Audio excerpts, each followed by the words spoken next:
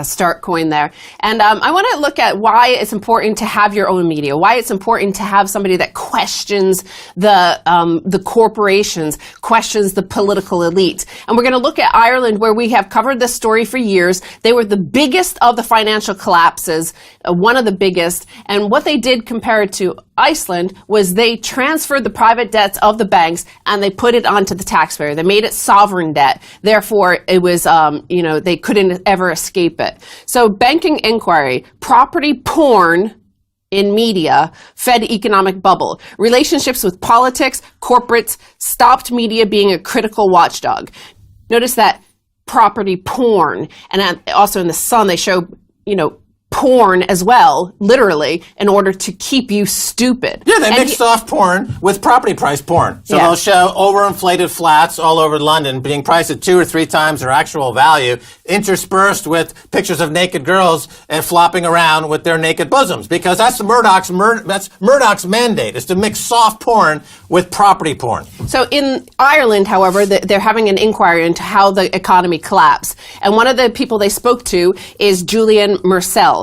And author of The Political Economy and Media Coverage of the European Economic Crisis, The Case of Ireland, Dr. Mursell said effectiveness in predicting an impending crisis was down to 3 key factors: close ties with corporate and government interests, reliance on advertising, and sourcing of stories. So he said, first of all, there was an implicit threat for any media organization offering unfavorable coverage of events that advertising should go elsewhere. So remember, we saw that recently with Peter Oborne leaving the Telegraph because he wanted to cover HSBC, and apparently he says that Telegraph had a cozy relationship and a lucrative advertising relationship with HSBC, so they didn't want to cover that. Well, this is what they found investigating the data over in Ireland as well. He said also sourcing of information. So these think tanks, he said these think tanks would also, they were relying on these established institutions for information about the property market. And if the journalists expose any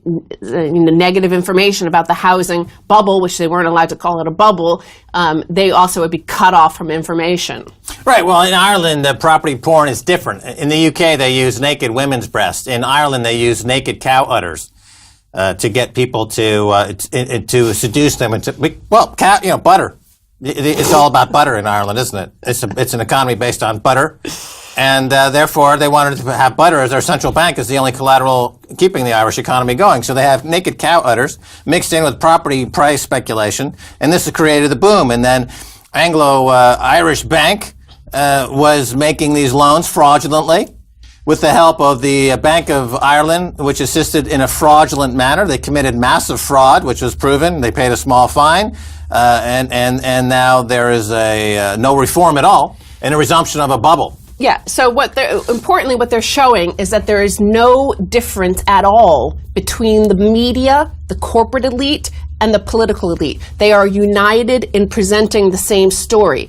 Before the bubble, they refused to ever admit it was a bubble, and they pushed whatever the property developers, the corporates, the banks, the politicians wanted. Now, after the bubble, they also say this is continuing. It hasn't changed. It is still the same. And so they said not only all the newspapers there agree that austerity is great, and also they said that after the crash, the media also presented the government's crisis resolution policies in a largely favorable manner. Again, in line with Irish and global elites' views, he said. The media enthusiastically endorsed the blanket guarantee and declared that it was, quote, the cheapest bailout in the world. NAMA was called bold and imaginative and the Holy Grail, while the Irish Times claimed it was our best bet.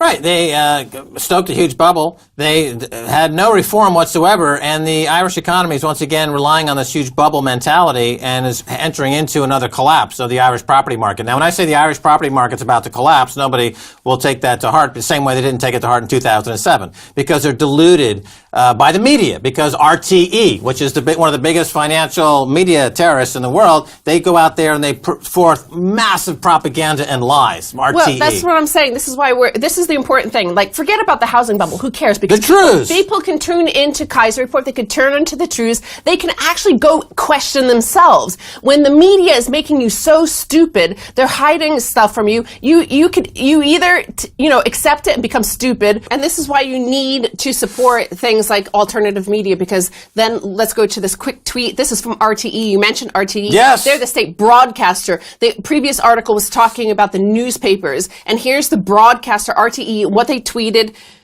Report finds TTIP would aid economic growth, employment, and investment. Sounds like the positive, cheery messages about all the austerity and all whoever the wrote that was fantasizing over a naked cow udder, right? Writing that propaganda. Ooh, this cow udder. Ooh, I love it. I'm going to write propaganda for RTE because I'm a sick media psycho. And because of alternative media, I want to read quick 2 responses. Ooh, butter. I love butter.